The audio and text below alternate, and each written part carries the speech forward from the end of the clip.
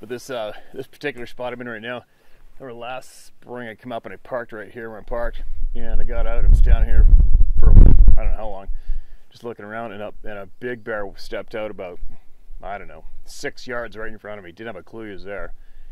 And then watched him for a little bit, and then I peeked over the bank right here, and there's two more right here coming up. I guess there's a hot sow here or something, and she was causing a bit of a ruckus. So anyway, I'm not, just so you know, I'm not scared of bears, but I got a healthy respect for them. And when you're alone in the middle of the rut in a bear-infested zone where it's potentially stormy out and they can't hear you and you can't see them, it's always best to even it up in case you get in that 1 in a million encounter where you might have to get in a fist fight with a rutted up male bear, or even worse, a female babies. But anyway, so that explains the tool that's on my back. But anyway, I got some exciting knowledge to share with everyone who is curious. I'll be able to share much more sooner, probably in a week, because I had to order a book that was shown to me at this. I was at a 3-day, basically a course in conservation management the past 3 days in the interior of British Columbia, and it's probably one of the very, very few times I've been absolutely, basically almost mesmerized by the words of another human being as I was in this room listening to the knowledge being shared by two men who are father and son and second and third generation of full-time large predator experts. And the knowledge these guys had was absolutely unbelievable to me. And they are true experts and pioneers in large predator management, where they have designed and developed and effectively used tools to live capture monster grizzly bears, entire packs of wolves, cougars, you name it, and they've done it numerous times, and they're very confident, and they're very, very knowledgeable, and they're very in tune with the real world, meaning the real world is all around me right here and right behind my shoulder. But the knowledge was amazing. And one of the things they shared with me was, which will make sense to a lot of you, or might be handy to a lot of you to bring you answers to some certain questions, is they basically found out over the course of these these generations, that we as human beings actually leave our intent in our scent particles, our energy, or whatever it is we deposit on the ground as we walk, or even more, who knows. But we leave intent. What they meant with intent was, if they went out going after a problem pack of wolves, and we're talking live capture as well. They're not going out with snares or poison or bullets or anything. They're going out and they're live capturing these wolves with traps that don't even cut the flesh, they don't hurt them, they just grab onto them like a handcuff. And what they meant was, if you are not clear in the head, I come across your print, your scent, your track, your energy, whatever it is really behind, they pick up on your intent, your state of mind. And they know what's going on in your head. And they have proven this numerous times. Now, how amazing is that? You know, I'm going to give you the very quick version right now of why I was so awestruck listening to these guys. But I'll tell you what, if you were to ever come across true experts in anything, these guys were true experts in their field. It was absolutely amazing. And a quick, easy way to describe it is, oh, it's starting to rain, whatever. It's going to really rain hard in a second. I might have to sit this one out for a few minutes.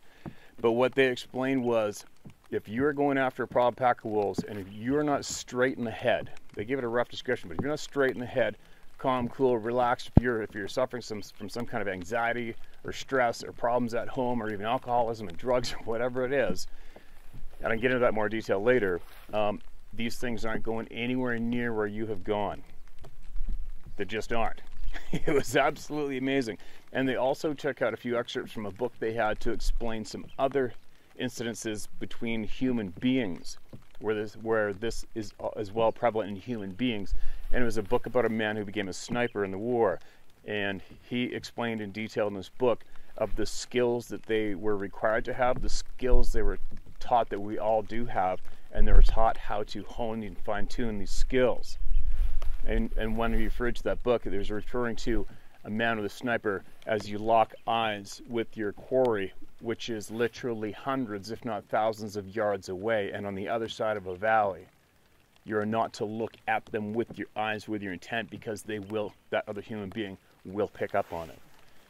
And for all of you interested in the topic we're talking about lately on my channel, this may possibly fit like a glove when it comes to understanding the hows and the whys and the what the hells when it comes to these beings and how they are easily eluding us.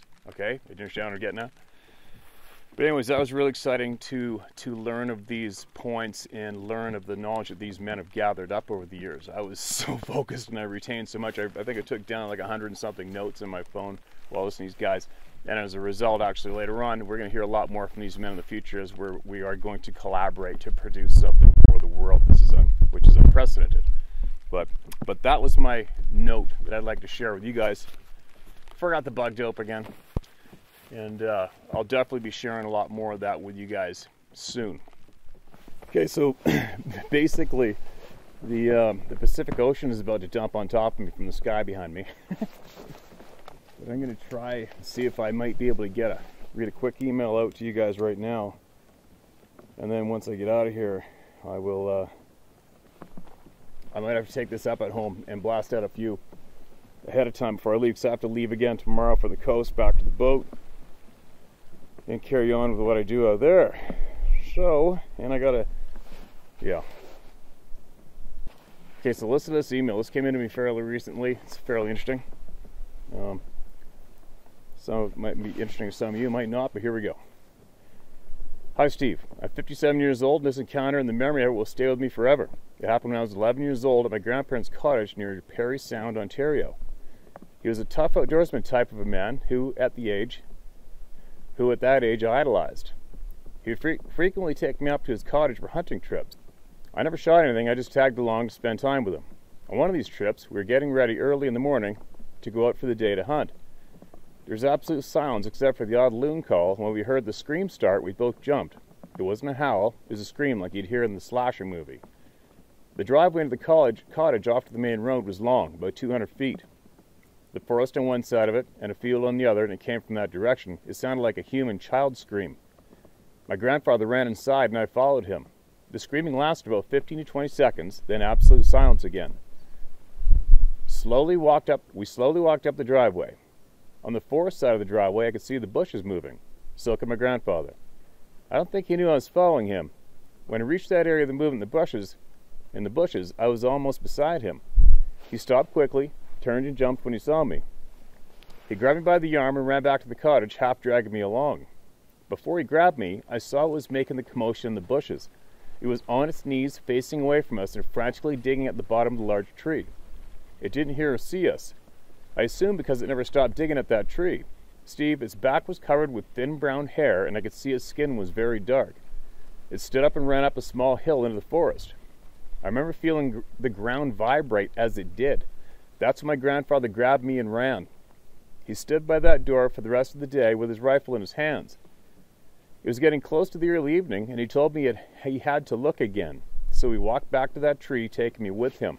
When we got there, I could tell there was a hole in the bottom of the tree. It looked like a rot, but outside of the hole was a rusted spring trap with what looked like a hairy kid's hand just past the wrist.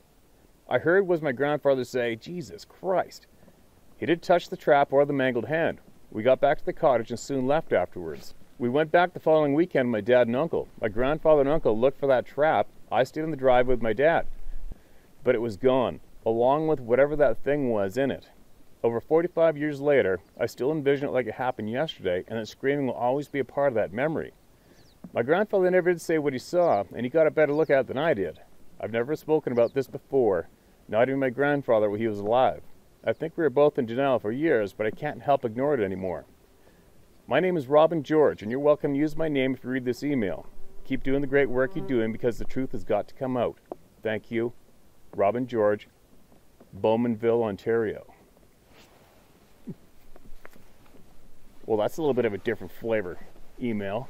Not very often you hear of a piece of something with a hairy hand left in a trap, a rusty old trap. It was obviously buried in the ground, so who knows how old it was or even what style trap it was.